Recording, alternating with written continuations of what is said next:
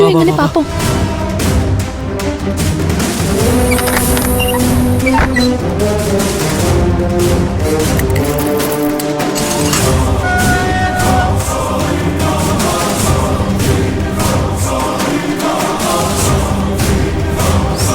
மது, மது, உங்க அம்மா போயிட்டாங்கடி, வெளியில வா.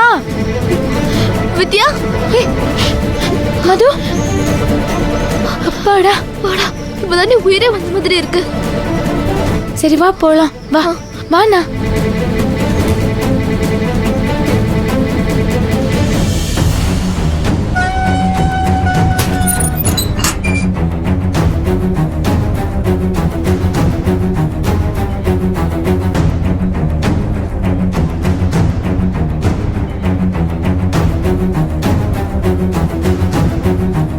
ஈஸ்வரி, நம்ம செவந்தியும் அரவிந்தும் மதுவை தேடி அது ஃப்ரெண்டு வீட்டுக்கு போயிருக்காங்க.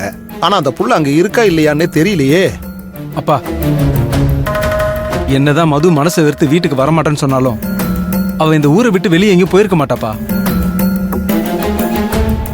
அண்ணி சொன்ன மாதிரியே பசங்க கிட்ட சும்மா பயம் காட்டுறதுக்காக இப்படி லெட்டர் எழுதி கொடுத்துட்டு அவ ஃப்ரெண்டு வீட்டுக்கு தான் போயிருப்பா.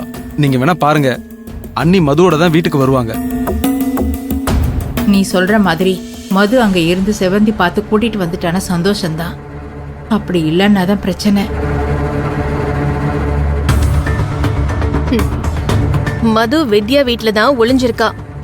ஆனா செவந்தியால அவளை கண்டுபிடிக்க முடியாத ஜென்மங்களே. இப்ப இந்த அத்தை கிழவிய கொஞ்சம் கதி கலங்க விடணுமே. அத்தை, நீ இன்னைக்கு செத்த.